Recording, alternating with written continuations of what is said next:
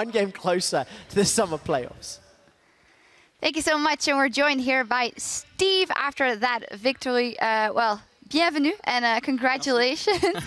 Well, fantastic game from you guys and from you in particular. You had some really good plays. And first, I want to ask about your mindset, because obviously yesterday, that super rough game versus Fnatic, is there anything in hindsight you think you or the team could have done differently? Well, for yesterday's game, well, the way we lane swapped maybe so that I wouldn't get that much behind. And I should play more safe when they have TF and ROCCAT, like all these globals and an enemy that can snowball, you know? Yeah, so in this game, obviously, it wasn't the easiest, the matchup versus Shyvana.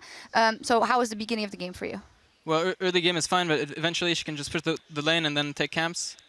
And I can't do much against that. But we knew that Maokai would be way more useful in late game, in team fights and stuff, compared to Shyvana, that you can cut easily. It certainly seemed that way, and there was a big turning point for us when watching the game with one of the Dragon fights. We were wondering maybe you could look at and talk us through, because this certainly was when you guys kind of stopped worrying about the Werlib split push. So this, I believe, was one of the very early Dragon fights. So what was kind of the game plan here for you guys with Giants closing in? Well, we saw Pepe out of position, so we just have to engage. Once we get this pick, we need to defend our backline, so we go instantly back onto Werlib, and then, yeah, all we have to do is defend our backline, and we have the tanks to protect them, basically. Yeah, you do pretty well here, zoning and protecting them. You guys do end up winning that trade. Later, you go back and get to Dragon and then a couple of other ones. You say that in a team fight, you are more useful. Although in some of those later game team fights, the game dragged out a little bit longer, I think that it should have, because Werlib was able to get onto Mr. Rawl. So what do you think happened there? Well, we should have protected him better, probably. I guess that's our role as the front line, like not so as Maokai and me.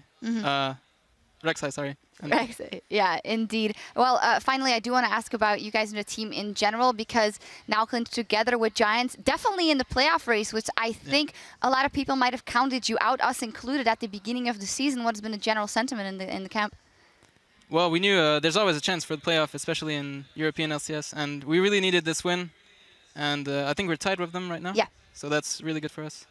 That is fantastic. Well, the best of luck in your upcoming matches. I'm not going to let you go yet, because we have a tweet, because earlier at home, we asked the guys at home, well, what is the strongest thing on 5.13? And at the fire, Godaf said, Cinch, that laugh, it tilts people. And oh yeah, and the scaling magic resist on a melee magic damage dealer is cool too. The Fisho had a lot of praise for the Cinch. What is your opinion? Yeah, I think he's pretty strong. I was thinking about playing him, and it works well against tanks and stuff like this. Definitely. You can proxy the wave, and yeah. Yeah, I would love to see you play that. Well, congratulations on that victory. Thank you very much. Thank you. Our next game pits H2K up against the Copenhagen Wolves. Before we go, though, we'll hear how the Wolves have their work cut out for them, because according to Freeze, H2K is still one of Europe's top contenders.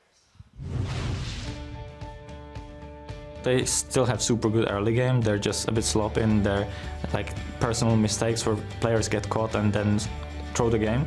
But I think they're still a really good team. They get ahead super nice, and they only lose the game when they lose it themselves, when they get caught or something. So they're definitely top team in EU.